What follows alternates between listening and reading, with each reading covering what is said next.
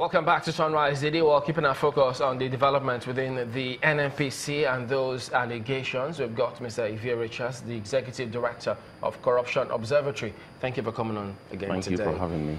Well, we've seen the response now from the GMD of NNPC. I think they said that the president didn't ask them to respond. So he responded to all the issues but one. I haven't seen his response where saying that, look, those contracts, they didn't need to consult the Minister of State. How does that sit with you? I think it is a case of mischief. That's the way I choose to look at it. In that submission, he spelled out the role of the board. He said the board will approve work programs, the board will approve corporate plans, the board will approve budget, and then the tenders board will do the day-to-day procurement implementation, which means projects within programs. That expressly implies that the board has a supervisory role over the tenders board. Having said that, I also want to look. I watched the last speaker, the honorable from the House of Rep. He actually said a lot of things that are quite useful, and that went a long way to actually, putting down my temper. On all of this. I'm telling you the truth. The act, the NNPC Act, is a deliberate contraption that permits a lot of leakage that can actually go and hit at the very soul of the country. Why do you say so? I say so because you see a situation where the GMD, who is the chairman of the board, goes to the president for approval.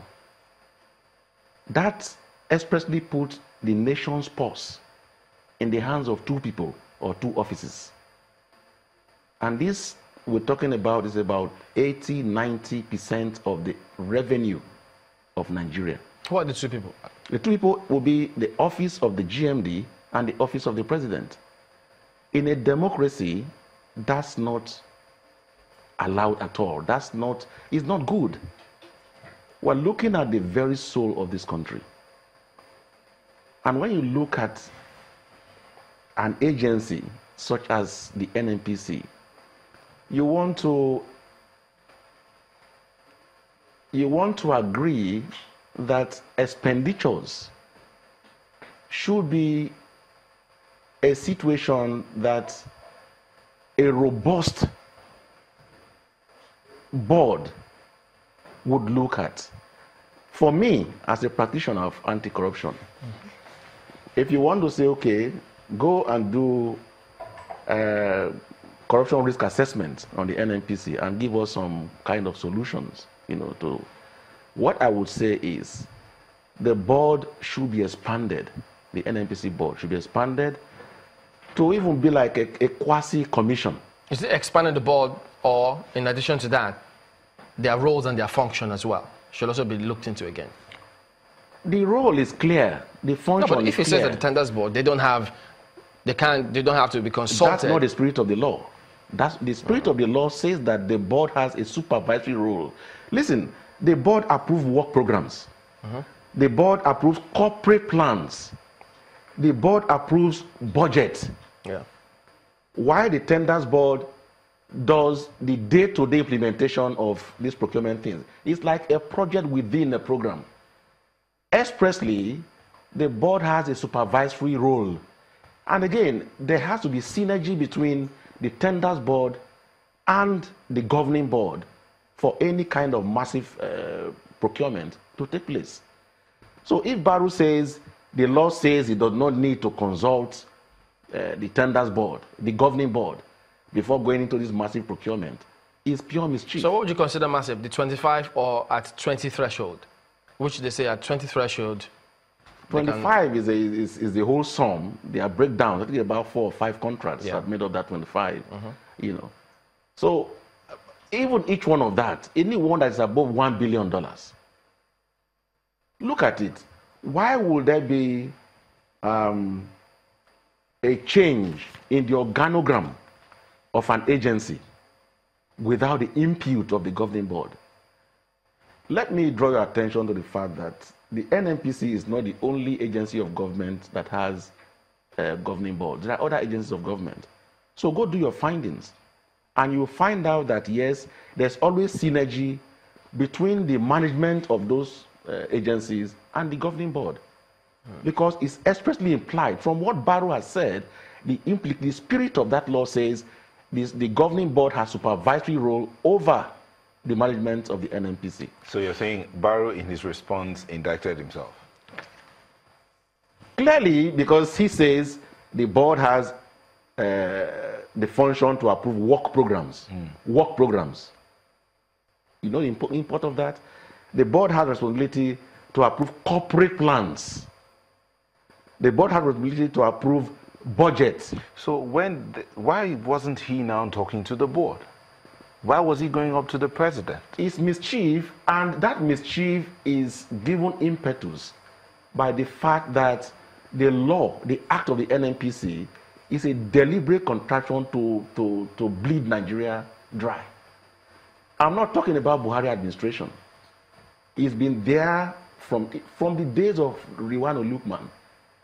So those presidents that had minister for petroleum actually may go without a lot of blame.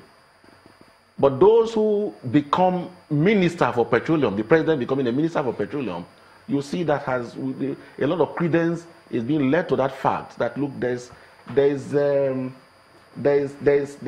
something I will call, this is not for the common good. Okay, let's look at it this way. So he took this document to the president for the president to sign, and going by his response, he got approval from the president. But the president is supposed to have the board as well to also advise him, or have his minister of state, whom he appointed, to advise him.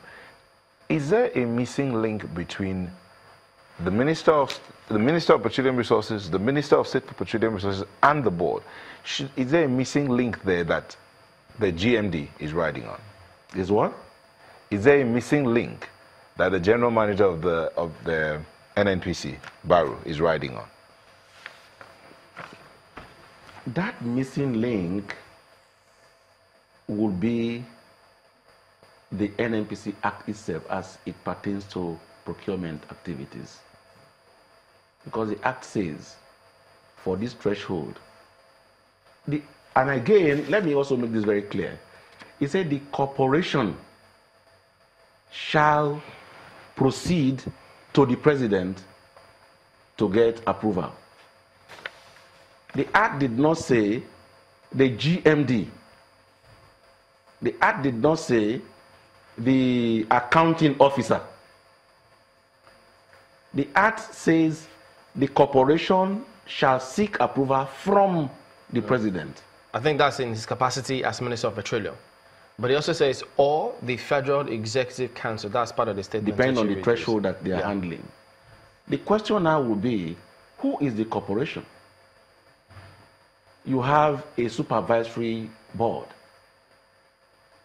that oversees not the day-to-day activities anyway, but whatever is being implemented, it derived from the policies already approved by the governing board.